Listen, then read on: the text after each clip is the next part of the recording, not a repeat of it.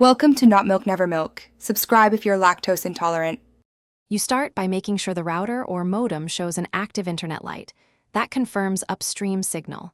Next, plug the RJ45 cable firmly into your PC network card and into a LAN port on the router.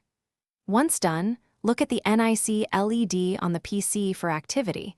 This tells you the physical link is good.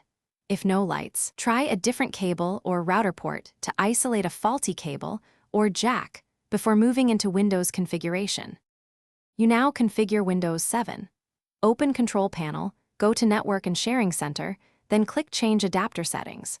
Right-click Local Area Connection and choose Properties. Select Internet Protocol version 4, TCP/IP4, and click Properties. Choose Obtain an IP address automatically for most home setups, so DHCP assigns address and DNS.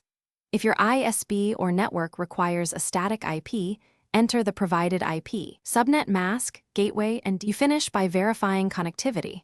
Open Command Prompt and run ipconfig/all to confirm an assigned IP, then ping 8 to test basic reachability. If there's no IP or ping fails, disable and re-enable the adapter or reboot the router to reset DHCP. Make sure Windows Firewall or third-party security isn't blocking network access, and update the NIC driver from Device Manager if the adapter behaves erratically. A key tip: swap the LAN cable to rule out a faulty cable before deeper troubleshooting.